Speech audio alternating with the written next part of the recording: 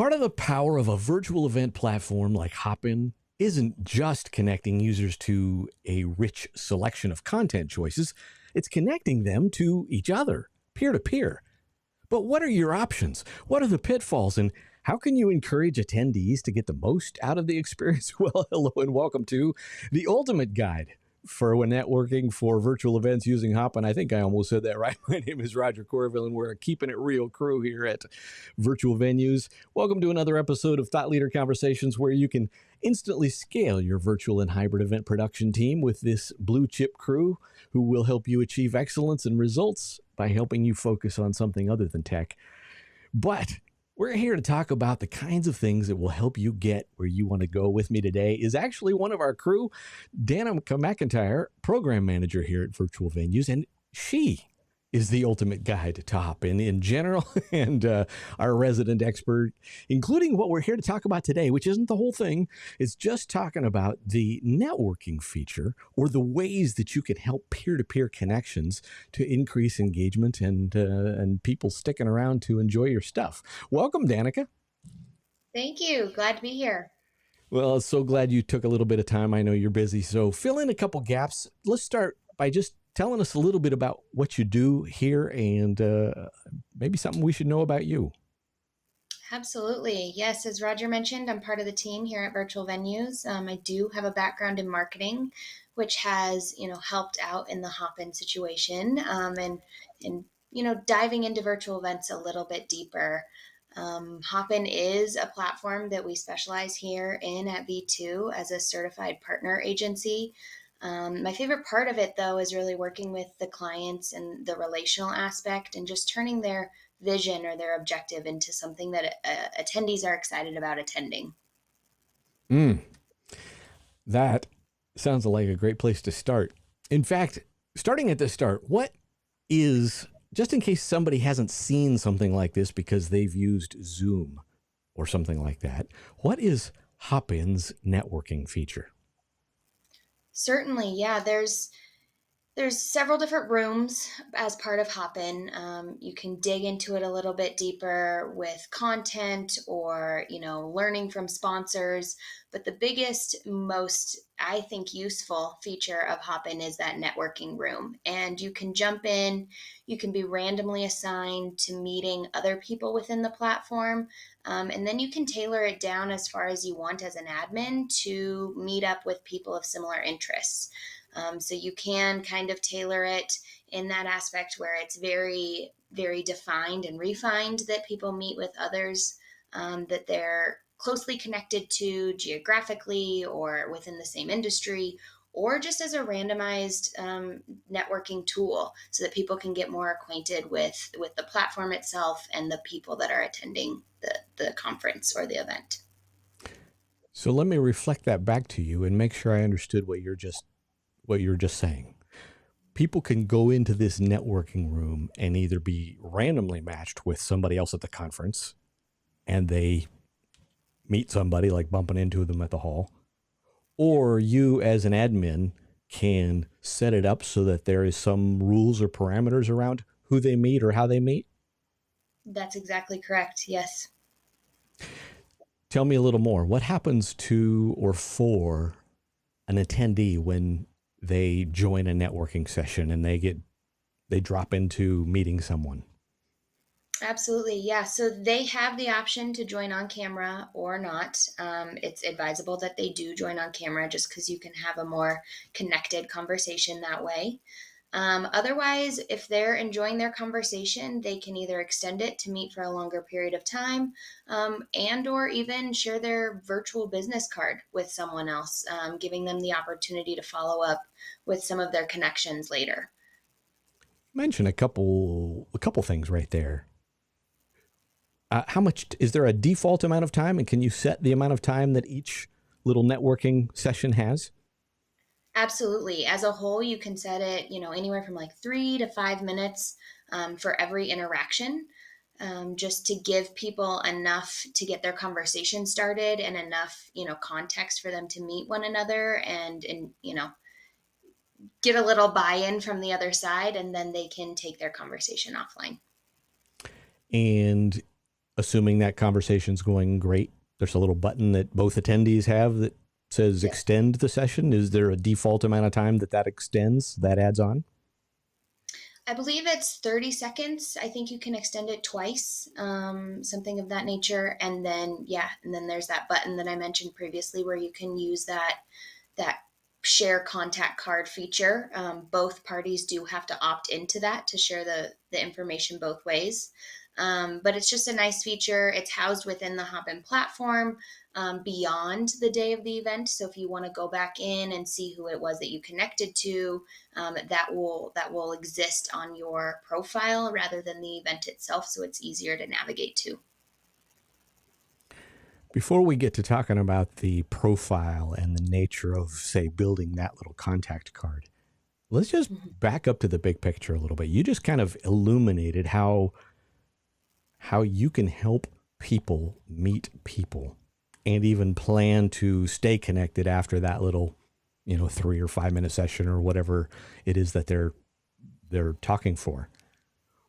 Let's talk about just generally the benefits of adding something like networking to your virtual event. What are the benefits of adding networking to this otherwise full event of keynotes and breakouts and multiple sessions for someone to attend?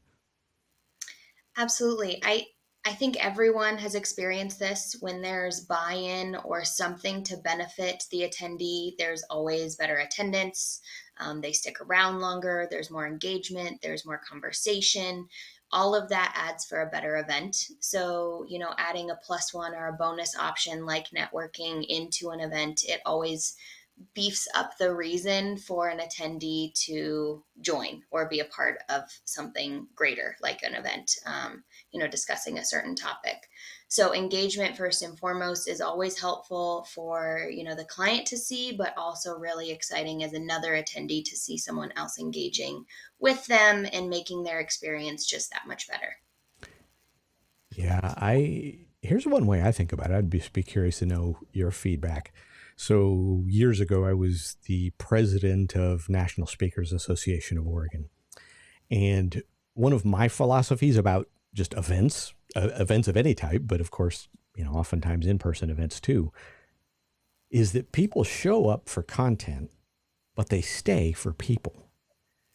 Meaning, I don't pay to go to a conference planning on what's going to happen by chance, some chance meeting at the water cooler or as I'm refilling my coffee. But sometimes that's where the cool stuff happens, right? Sometimes that's where I meet somebody. In fact, I remember the last event that I was on that used Hopin networking, and I'm on the horn with somebody in Mexico City, and turns out it was like a brother from another mother. And we used the little extend feature, and it was kind of cool. So, you know, I think, and in fact, I'd be curious about your feedback here. Oftentimes, attendees are, what's the word, enculturated in a world of webinars to think, okay, I'm just going to sit and passively have somebody info barf over PowerPoint, as opposed to going, wait a minute, we can build in breaks, we can build in times when people can meet people and perhaps establish relationship in a way that you get credit for as the event organizer, right? Oh, that was a great event. And the reason they're saying it was a great event was in part because I just met somebody that I want to continue to stay in touch with. Just out of curiosity, have you seen um, other ways that people have used networking to facilitate those kinds of relationships or those little sparks of connection? Absolutely. I've seen, so on both sides, on the client side, that want to facilitate those more meaningful discussions, I've seen them, incentivize or do giveaways based on such a thing, encouraging people to spend time in the networking, allocating breaks for that. And then even giving away, a gift card or something at the end based on, certain rules and regulations of where the event is happening at the time.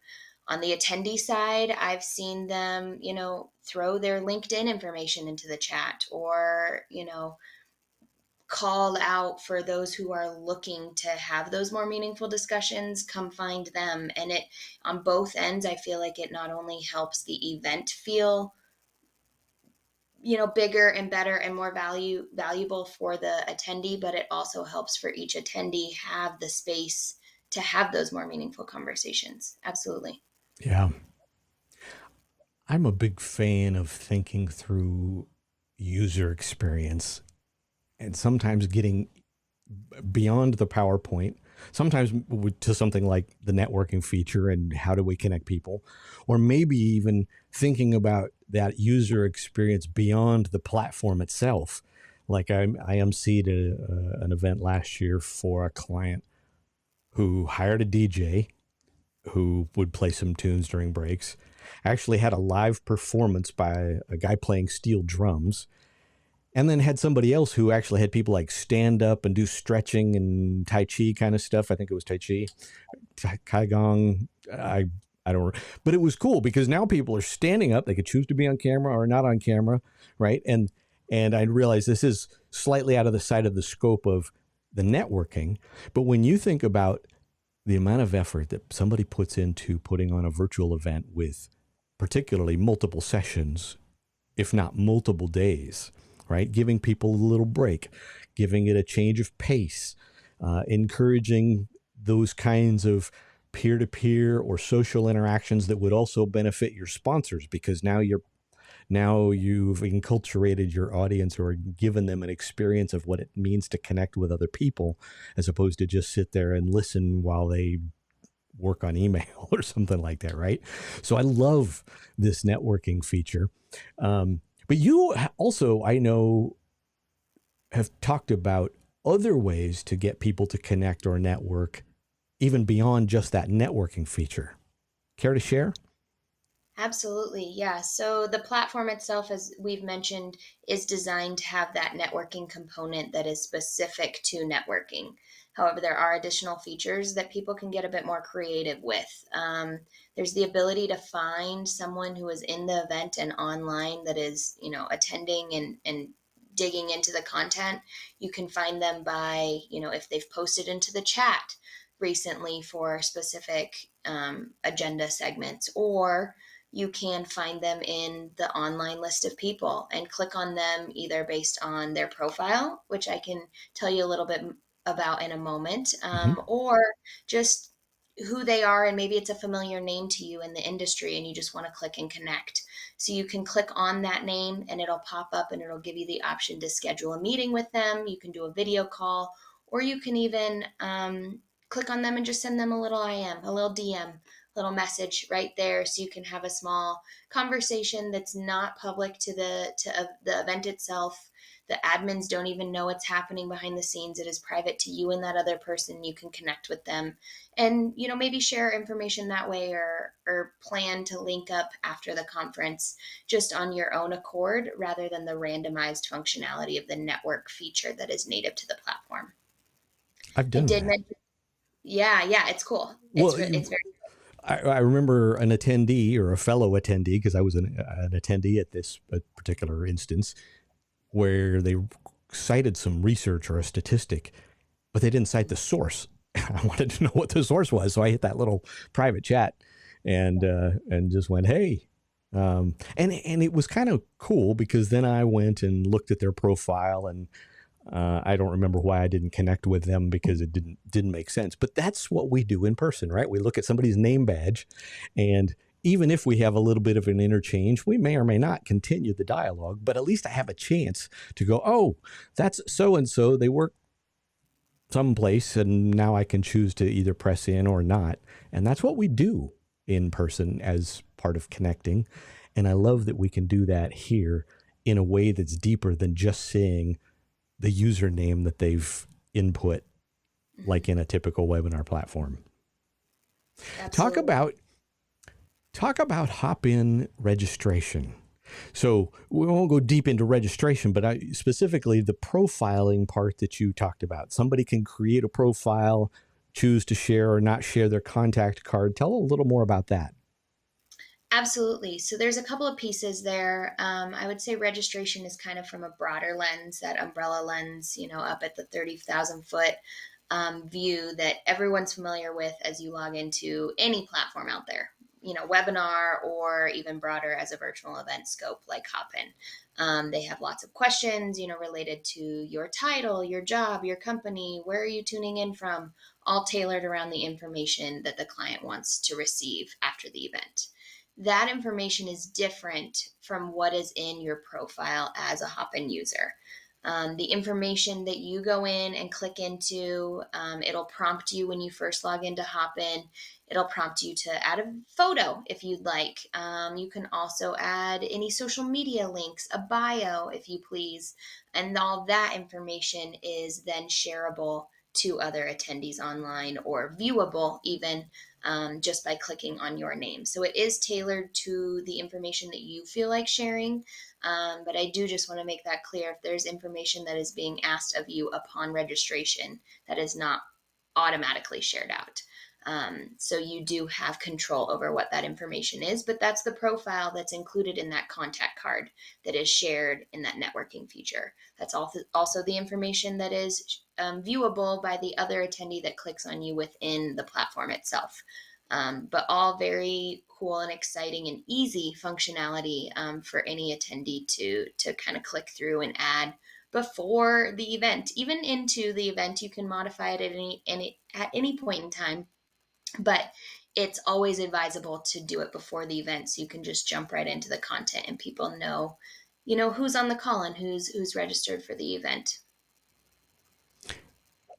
Let me reflect back to you maybe a use case, and I think this illustrates that distinction, because that's a great distinction that's different than a lot of platforms. I love what you just said. But let's say I'm a senior executive, right? I'm a senior VP or a CEO or somebody like this, and I want to attend the event. You as the meeting organizer or the sponsor of the event could choose to ask at registration what my title is, right? Because you might want that for your own data research purposes, and you want to know, in a sense, the title or of the person that is attending. But I, as the senior exec, don't have to put CEO in my publicly viewable profile, just in case I, for some reason, don't want everybody and their brother seeing that I'm a CEO, because for whatever reason. Is that fair? Right? Meaning I can choose what level of disclosure I have with regard to other attendees, which is different than what a meeting organizer might want to gather during registration. Is that right? Absolutely. Yeah. And to take that one step further, there are several events that we have speakers who are speaking online, in a virtual sense, much like this, that will then log onto the platform either before or after their segment and interact with other users and other attendees. And that's another great way to, if your profile is completed, to showcase to those speakers who you are, so that you can have those more meaningful conversations as well. Awesome. Any other aspects of this, of either the networking feature or, in a sense, networking and connecting in general with regard to, are there any other little features that we'd missed in kind of painting that picture? I don't think so.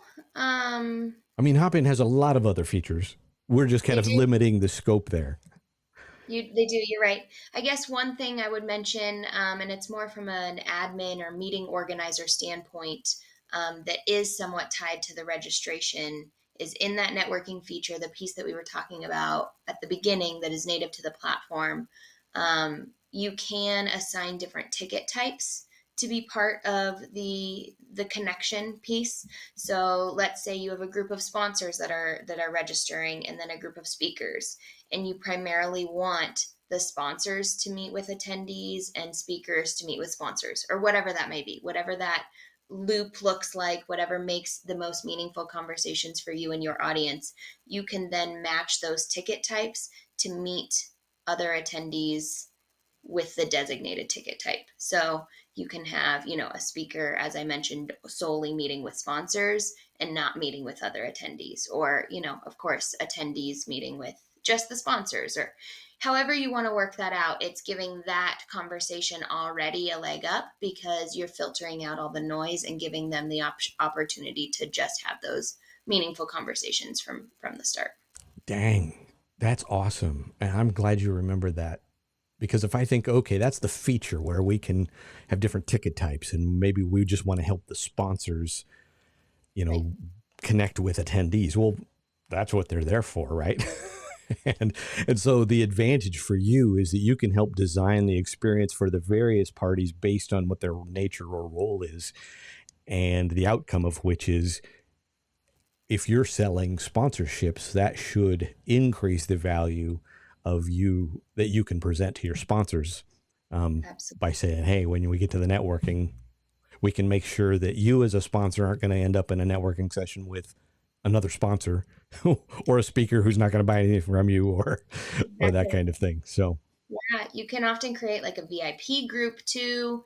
Those that, maybe even paid a little bit more, that you want to give them a leg up, or you want to give them more of an incentive to do X, Y, and Z. Networking with speakers only could be an option, just kind of utilizing those tools at your fingertips to really promote the event and make it a worthwhile experience for your attendees. that is a killer idea. Oh, I just equated that to an event that I worked on about, I don't know, a year and a half ago, which was a fundraiser for this, well, I won't name it, but this massive charity organization in New York City. And, well, what do you do in some things like that? It was, you pay for the privilege. One of the things, in a sense, they're using for fundraising was paying for the privilege of sitting at the table with, with the eminency head of state that was there as one of the guest speakers. I won't name I won't name the country that this person was president of. But but somebody's paying for that privilege. So you could create that VIP class ticket and sell it for a higher, if there was a reason. All of that to say, you can get creative with how you generate revenue or do fundraising or those kinds of things, which is frequently, besides just offering different tracks or differing choices in terms of content, right? You go to a conference and there's 2 keynotes and 7 breakouts, and which track or speaker breakouts do I want to go see? I mean, we get used to that as a conference, but a lot of those other aspects of conferences, like how do I raise revenue, sponsorships, working with sponsors is a big thing. How I get a little more sophisticated about ticketing is a big deal. Or, to your point, offering, being able to use a feature like that to have some creativity and flexibility in terms of how you might design uh, an experience that enables you to generate more revenue. You've talked about like incentives or those kinds of things a few times. And I know that one of the challenges sometimes that meeting organizers have is either getting people to register, or they've registered, but you want them to go deeper and fill out more of their profile. Talk about getting creative around incenting people to show up early, stay late, come before or after the event, which is possible in Hopin. Talk about putting on your promotional or marketing hat to incenting behavior that you want to have happen in your virtual event. Absolutely. Many ways to do this. Again, the tools are just there. It's the creative brain that can fill this space. But there's options around.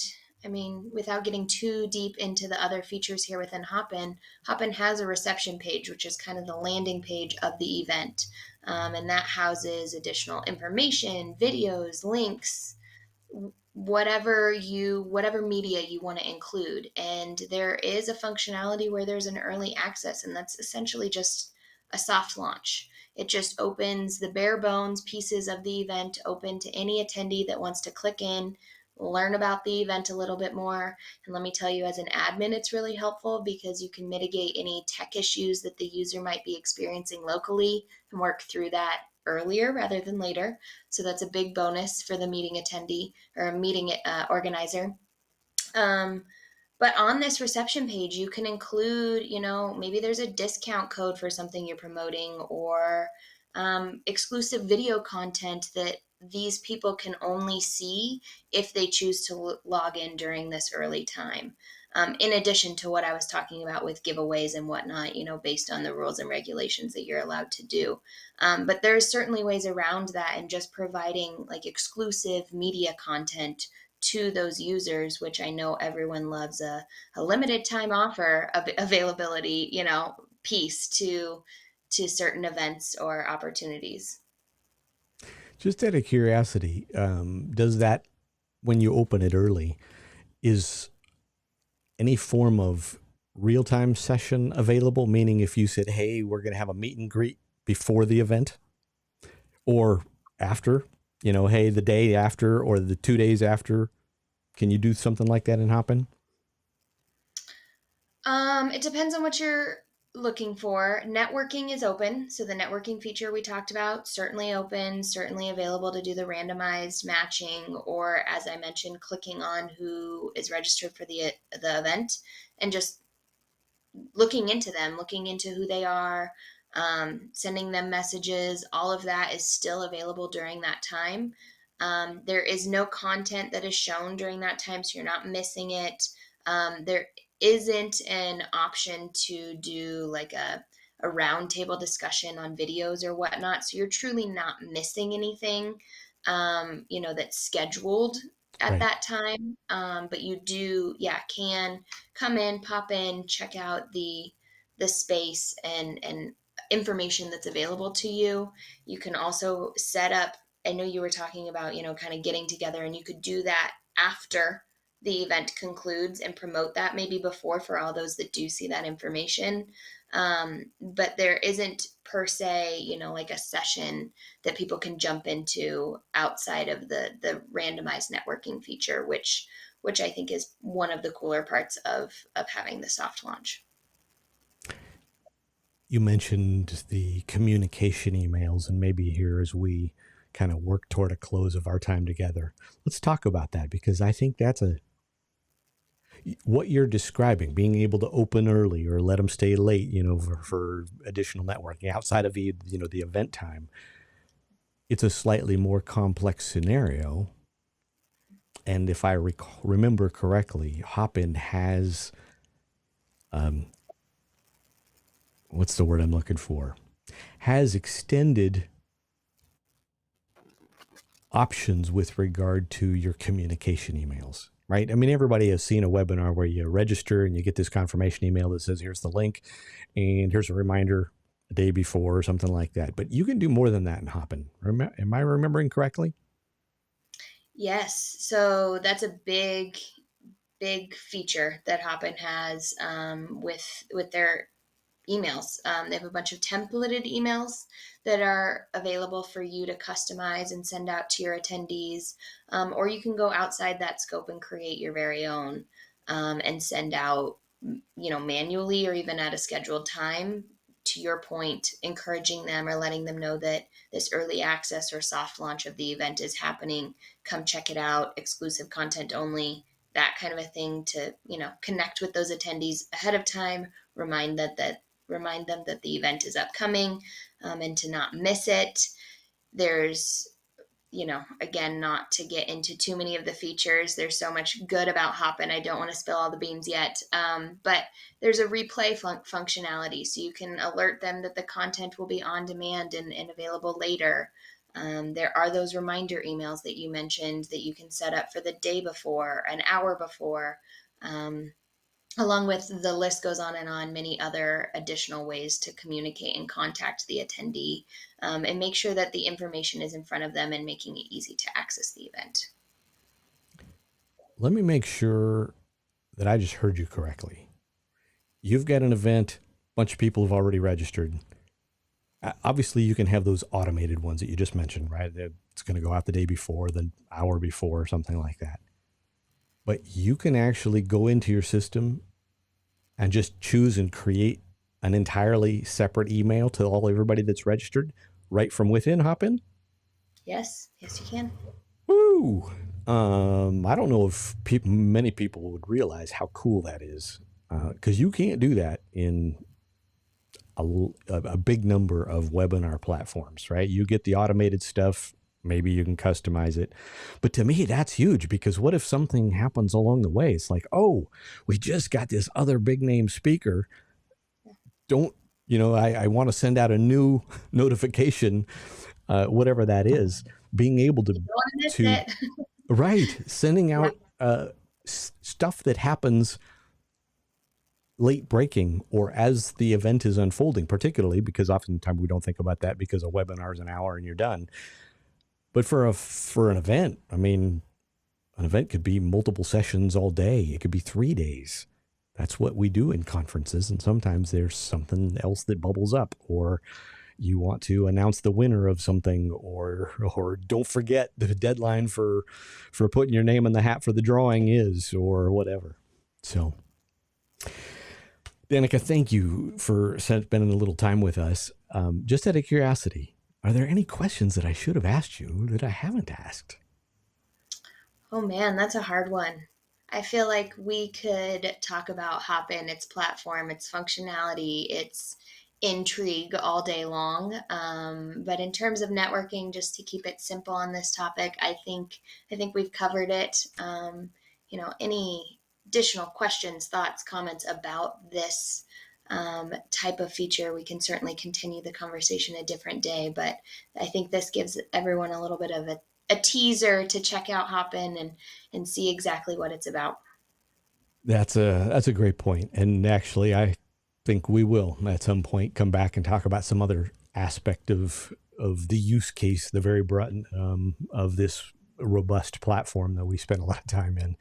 But if assuming you're listening here, one of the things that I will say is if you go to virtualvenues.com, we are a radically accessible crew.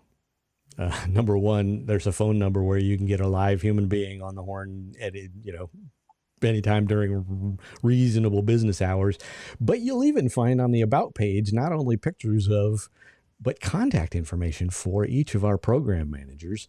Because we realize that you having personal contact with someone who's going to help you own your objective, your dream, your whatever it is that you want to achieve, that isn't calling some big telco and going through some push a 1 for this and push a 2 for that kind of system. We're real people and we want to connect with real people. So if you go to virtualvenues.com, one of your opportunities is to talk to a real person, including Danika McIntire, program manager. And Danika, I really appreciate you spending a little bit of time with us, sharing the cool stuff just around this networking stuff. If there is a good place to get in touch with you, is there a preferred way that someone connects to you? Is that through support@virtualvenues.com or? Absolutely. Yeah, that's a great way to get in touch with me. Yeah, LinkedIn as well. I am available as long as it comes through, that support alias or through LinkedIn. I can answer all of your questions, and we can talk Hopin a bit further if that's what you're looking for. Awesome. Well, thank you so much, Danika. And thank you again to our sponsor, which happens today to be us, virtualvenues.com, where you can instantly scale your virtual and event production team. Welcome thank you for this time around. And we'll catch you on the next episode of Thought Leader Conversations.